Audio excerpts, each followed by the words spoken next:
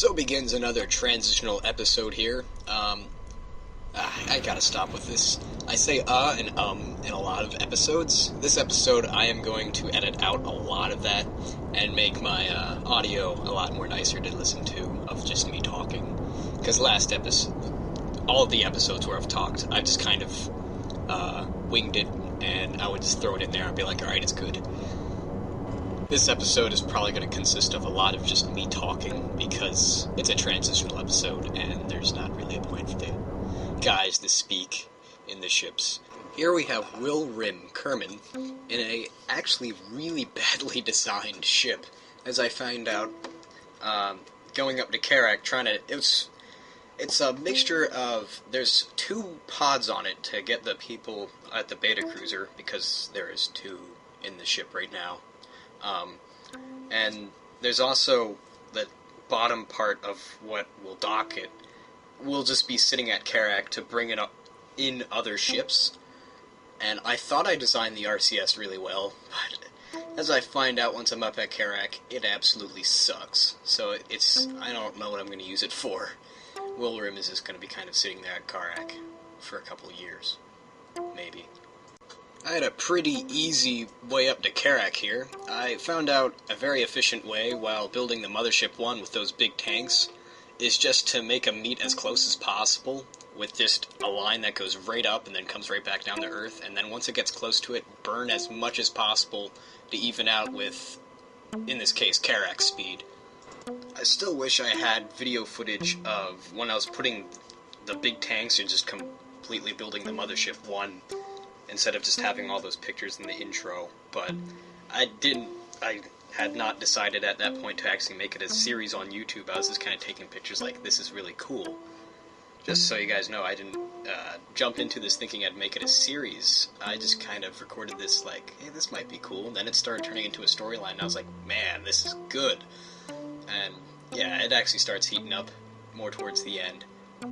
There's all these long episodes of just build-up of building it so you can see what I've done.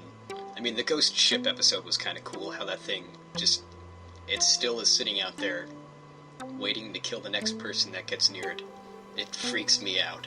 I mean, I don't know why that thing wasn't destroyed in the first place. I still have no idea why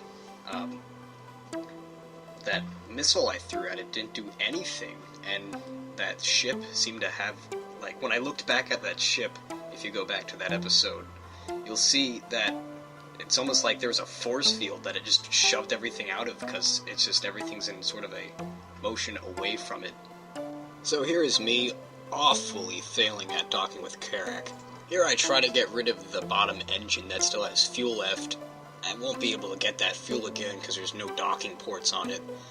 But I think it helped me, and it did help a little bit with the RCS problem, but this thing still sucked. I mean, I didn't really think about the nuclear engine being so heavy at the one side, and why I wouldn't think of that, I don't know. I was just being stupid. So what I try to do here, instead of docking on the side of Karak on one of the little ports that I originally planned, I decided to go straight for the Mothership. And this round didn't really work either.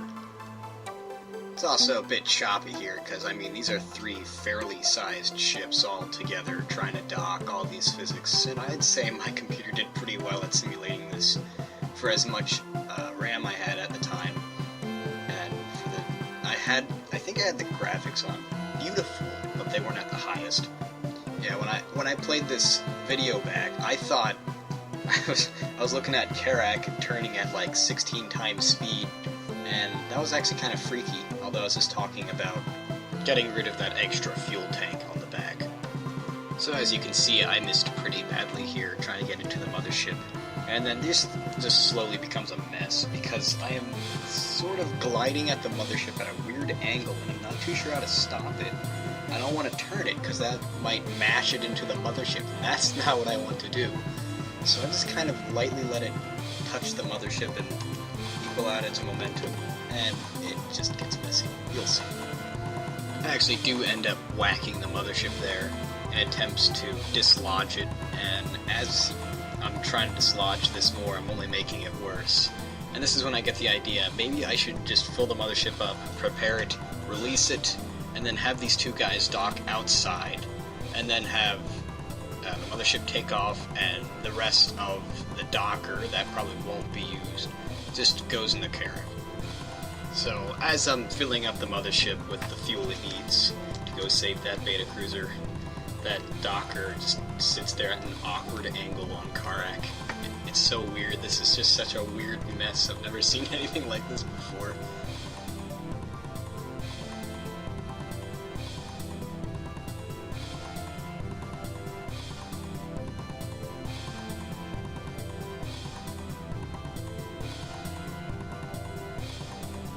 Here we have the smooth undocking of the mothership, completely filled up with fuel that she needs.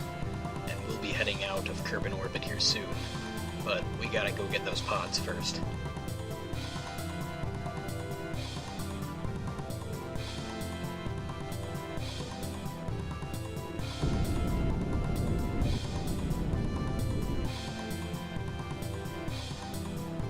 So I was originally going to have voices here, and now it's time to talk about my new plan. Just getting voices and my friends over to have the voices and to remember to do them is just taking way too long. And because of this long periods between each episode, I am not getting that many people interested in this series. So I'm going to start going into getting speed production, do it Macy Dean style, where it's just my voice and then I can output them a lot faster.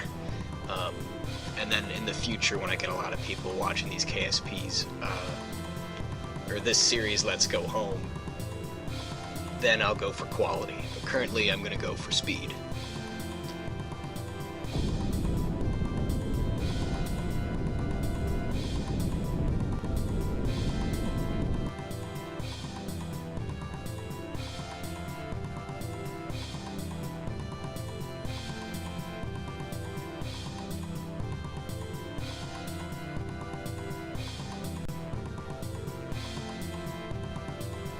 Finally, we're approaching the mothership in a fairly safe speed, and it seems to be going in fine.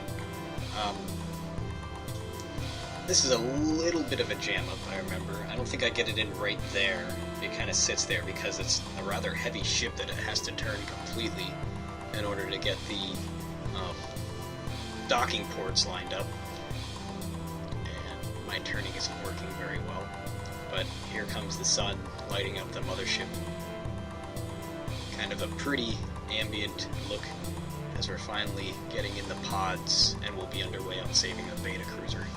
At this time, I was stupid enough not to think of just dropping the pods off right there in space and just having the mothership slowly approach it, because those pods are really light by themselves. I'll do that with the second one, but not the first one here. The first one here, I'm trying to jam it in there.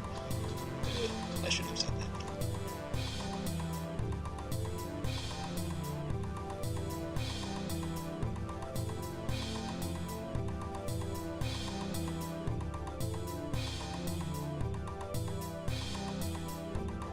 And bang, we have our first pod in there. Time for the second.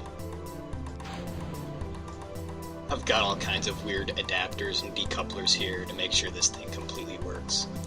So I back away from the mothership, and pretty common occurrence in this episode so far is me being stupid, and I'm stupid here again with, as I said, I had the idea of releasing it, but I released it too soon, so it's kind of floating there in space, not at the mothership. So the mothership had to go chase it down. And with a little bit of turning, this thing just popped right in there.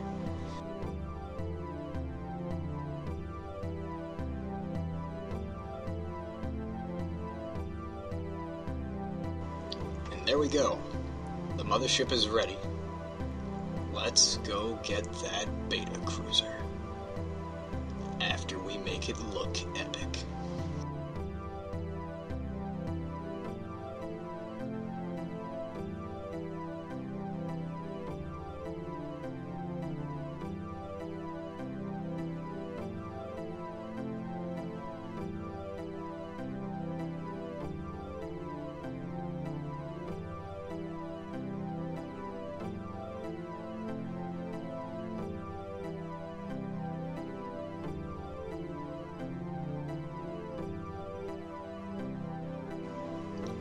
So, going back to the docker with Wilrid, this is sped up really, really fast because I take an abnormal amount of time on trying to dock this thing.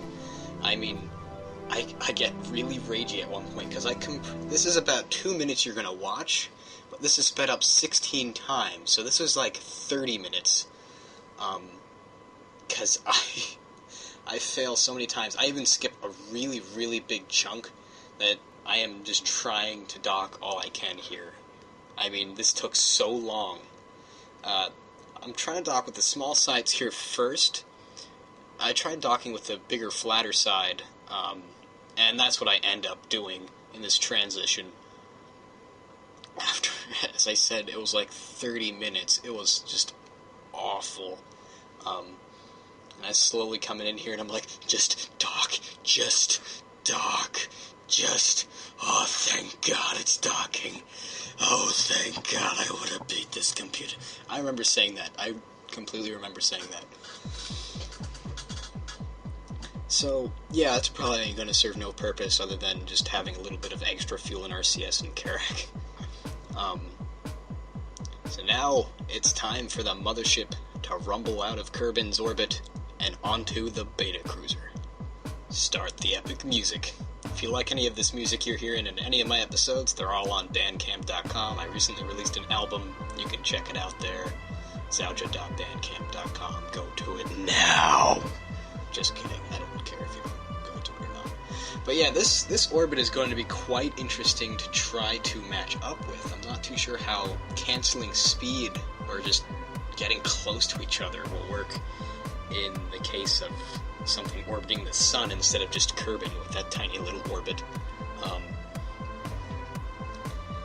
So first I just gotta get out of the orbit of Kerbin and make sure that I am in some sort of... Oh, that's not the orbit I wanted. Or actually it is, because I want to have a smaller periapsis, and so then I can use that calculation that makes the other side go out much farther, and then use my tactic of just canceling out all my speed right there as they're getting close to each other. And I'm trying to see if I can use the Mun to help me out get out of Kerbin's orbit, but it seems to just want to bring me into the Mun, or just keep me in Kerbin's orbit without really being affected. So, unfortunately, we're just going to have to exit Kerbin's orbit normally. So this is a planned 2-year mission. Hopefully they don't go insane by the end of the mission. And I might even use this Mothership again. That is, if it comes back perfectly fine. Because by that point, the Quistones might have designed another more efficient Mothership. But we'll see about that. Next, to the Beta Cruiser! Whoa! See what I did there? Instead of to the Alpha, to the Beta, like Minecraft Beta, and then I added Cruiser, so now it's to the Beta Cruiser. But anyways, let's get on with our mission.